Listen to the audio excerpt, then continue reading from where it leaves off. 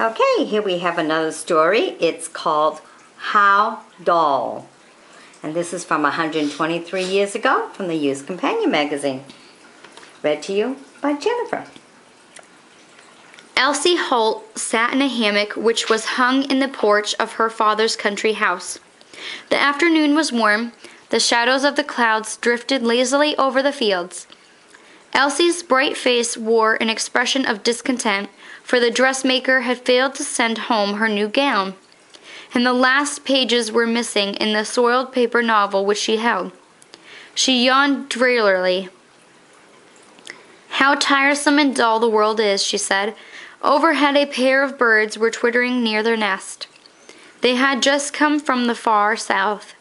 The story of their lives, their habitats, their wanderings, their enemies, was more curious than any novel ever written. Elsie knew nothing of it. Their calls, their love songs, their cry of warning, their lullabies over their young had no more meaning to her than the rattle of dry sticks together. The woods were full of these marvelous winged creatures, each with its history, which she might have read. She was blind to them all. Close at hand grew countless great trees, each of which had its own life.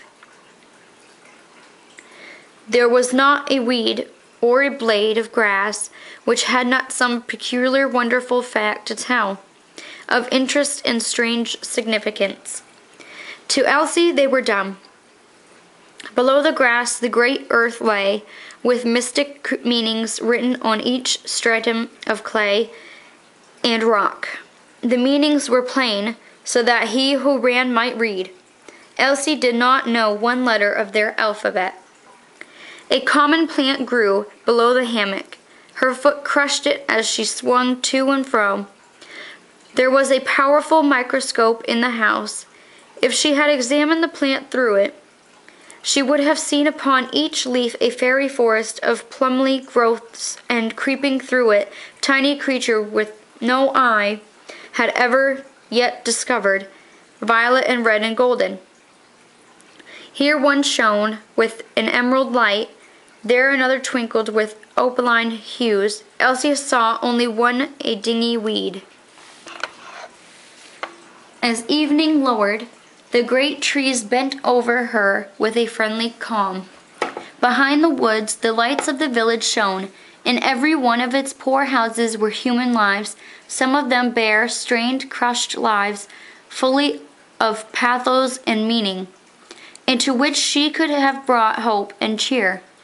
Overhead the stars came out, Arcturus, which brought the job its message from God, and the other distant orbs that have told to listened souls, in all ages since, the eternal truths of faith and love, but Elsie saw and heard nothing.